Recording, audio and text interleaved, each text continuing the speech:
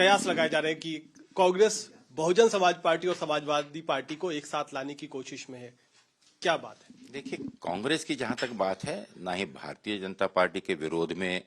चाहे वो समाजवादी पार्टी हो या बीएसपी हो या अन्य दूसरे दल हों, जो इस देश की संविधान को बचाना चाहते हैं, जो इस देश के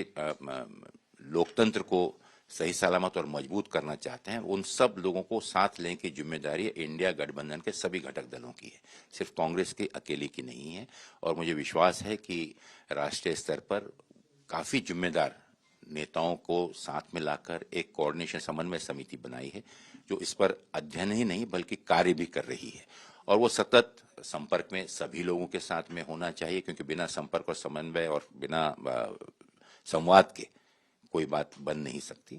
और मुझे विश्वास है कि आने वाले दिनों में जो कार्य वो कर रहे हैं, जिस उद्देश्य को लेकर कर रहे हैं कि जहां पर भारतीय जनता पार्टी के साथ में एकजुट होकर हम मुकाबला करें, तभी हम इनसे जीत सकते हैं। और स्वाभाविक है कि जो अफवाहें फैलाई जाती हैं कि सीटों के संख्या और दल और बल के आधार पर,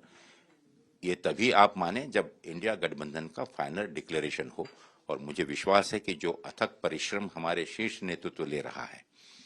वहां पर लेन देन से ऊपर उठकर जो माननीय राहुल गांधी जी का संदेश पूरे देश को जोड़ने का है, उसका संदेश यही है कि लोकतंत्र को अगर बचाना है तो हमको जोड़ों की राजनीति करना होगा, ना ही तोड़ो या नफरत की। लेकिन अखिलेश जी बार बार कहते हैं कि अगर बीएसपी आएगी तो उसकी गारंटी कौन लेगा? तो अगर आप कोशिश करेंगे तो गारंटी भी लेनी पड़ेगी, ये भी तो आपके सामने रिस्क होगा। देखिए, कृपा करके माननीय अखिलेश जी स्वयं एक परिपक्व नेता हैं और वो पूरे प्रदेश का, इतने बड़े प्रदेश का नेतृत्व कर चुके हैं। और मुझे पूरा विश्वास है कि उनको भी इस चीज की जिम्मेदारी का एहसास है कि अगर भारतीय जनता पार्टी को हराना है तो हम सभी दलों का, मैं किसी विशेष दल का नाम नहीं ले रहा, ये सिर्फ कांग्रेस के अकेले की जिम्मेदारी नहीं है, सिर्फ माननीय राहुल गांधी जी की जिम्मेदारी नहीं है, ये जिम्मेदारी देश के सभी उन सेक्युलर विचारधारा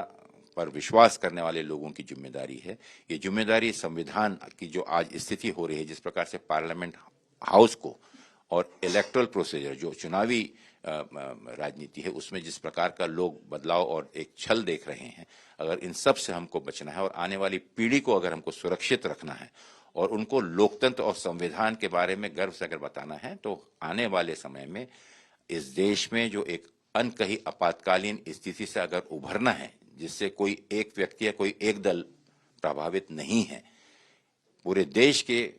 युवाओं के भविष्य का ये सवाल है। और उसके चलते हुए शीर्ष नेता इतना सक्षम है, इतना जिम्मेदार है कि वो सही निर्णय लेगा। तो 80 सीट पर एक कैंडिडेट, चाहे वो समाजवादी पार्टी, कांग्रेस या बहुजन समाजवादी पार्टी, समाज पार्टी का हो, ये आप कोशिश करेंगे? निश्चित रूप से कोशिश, इसीलिए तो इंडिया गठबंधन का गठन हुआ।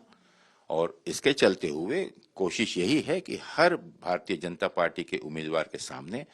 इंडिया गठबंधन का एक सशक्त मजबूत उम्मीदवार खड़ा हो, जहां पर सभी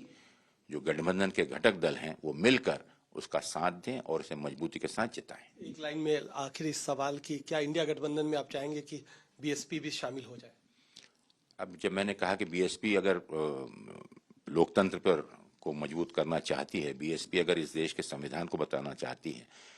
तो मुझे लगता है कि वो निश्चित रूप से चाहती होगी, लेकिन उसका निर्णय तो उनके नेतृत्व को लेना है।